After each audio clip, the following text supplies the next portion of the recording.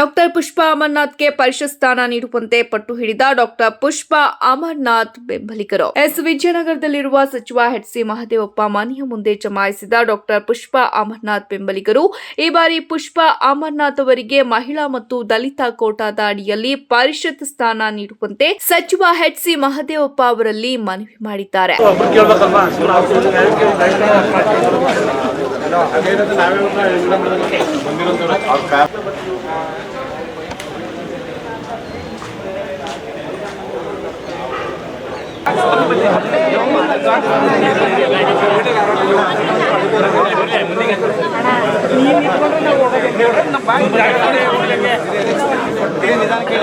ಮಹಿಳೆಯರು ಹಾರಾಡ್ಬೇಕಂತ ಅಪ್ಪಾಜಿ ಕೈ ತವರವರು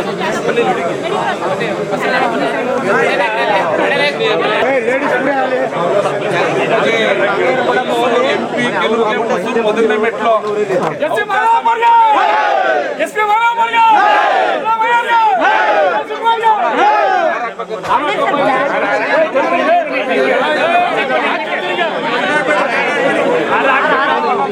ಮಹಿಳೆಯರು ಎಷ್ಟು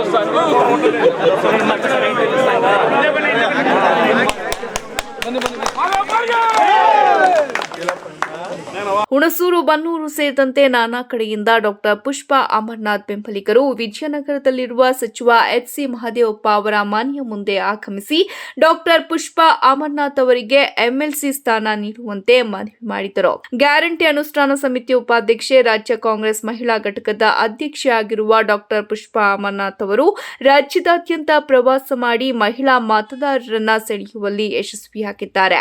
ರಾಜ್ಯದಲ್ಲಿ ಕಾಂಗ್ರೆಸ್ ಸರ್ಕಾರ ಬರಲು ಡಾಕ್ಟರ್ ಪುಷ್ಪಾ ಅಮರನಾಥ್ ಅವರು ಕೂಡ ಕಾರಣರಾಗಿದ್ದಾರೆ. ಕಳೆದ ಬಾರಿ ಎಂಎಲ್ಎ ಮತ್ತು ಎಂಪಿ ಟಿಕೆಟ್ ಕೈತಪ್ಪಿದೆ. ಆದರೆ ಈ ಬಾರಿ ಎಂಎಲ್ಸಿ ಮಾಡಿದ್ರೆ ಹಳೆ ಮೈಸೂರು ಭಾಗದಲ್ಲಿ ಮಹಿಳೆಯರಿಗೆ ಹೆಚ್ಚು ಶಕ್ತಿ ಬರಲಿದೆ ಎಂದು ಡಾಕ್ಟರ್ ಪುಷ್ಪಾ ಅಮರನಾಥ್ ಬೆಂಬಲಿಗರು ಸಚಿವ ಮಹದೇವಪ್ಪ ಅವರಲ್ಲಿ ಮನವಿ ಮಾಡಿದ್ದಾರೆ. ಕಾರಣ ಇಷ್ಟೇ, ವಿಧಾನಸಭೆಯಿಂದ ವಿಧಾನ ಪರಿಷತ್ಗೆ ಅಭ್ಯರ್ಥಿಗಳನ್ನು ಆಯ್ಕೆ ಮಾಡತಕ್ಕಂಥ ಸಲುವಾಗಿ ಈಗಾಗಲೇ ಚುನಾವಣೆ ಭಾಳ ಬಿರುಸಿನಿಂದ ನಡೀತಾ ಇದೆ.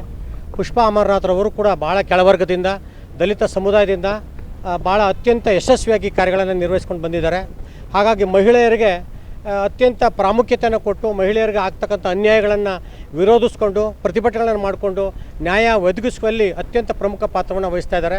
ಹಾಗಾಗಿ ಈ ವಿಧಾನ ಪರಿಷತ್ಗೆ ಅವರಿಗೆ ಟಿಕೆಟನ್ನು ಕೊಟ್ಟು ಅವ್ರನ್ನ ಜಯಶೀಲನಾಗಿ ಮಾಡಬೇಕು ಅಂತೇಳಿ ಮತ್ತು ಸಮಾಜಮುಖಿ ಕೆಲಸಗಳನ್ನು ನಿರಂತರವಾಗಿ ಅವರು ಜಿಲ್ಲಾ ಪಂಚಾಯತ್ ಮಟ್ಟದಲ್ಲೂ ಕೂಡ ಆ ಧರ್ಮಪುರಿ ಕ್ಷೇತ್ರದಿಂದ ಕೂಡ ಸ್ಪರ್ಧೆ ಮಾಡಿ ಆ ತಳಮಟ್ಟದಿಂದ ಅನೇಕ ಸಮಾಜಮುಖಿ ಕೆಲಸಗಳನ್ನು ಮಾಡಿಕೊಂಡು ರಾಜ್ಯ ಮಟ್ಟದಲ್ಲಿ ಅನೇಕ ಎಲ್ಲ ಸಮುದಾಯಕ್ಕೂ ಕೂಡ ಗುರುತಿಸ್ಕೊಂಡು ಬಂದು ಕೆಲಸ ಕಾರ್ಯಗಳನ್ನು ನಿರ್ವಹಿಸಿದ್ದಾರೆ. ಹಾಗಾಗಿ ಅವರು ವಿದ್ಯಾವಂತರು ಕೂಡ ಹೌದು, ಮತ್ತು ಡಾಕ್ಟರೇಟನ್ನು ಪಡ್ಕೊಂಡು ವಿದ್ಯಾವಂತರಾದ್ರಿಂದಾಗಿ ಇವತ್ತಿನ ವೈಜ್ಞಾನಿಕ ಸಮಾಜದಲ್ಲಿ ಅನೇಕ ಸಮಸ್ಯೆಗಳನ್ನು ಎದುರಿಸ್ತಕ್ಕಂಥ ಚೈತನ್ಯ ಇದೆ.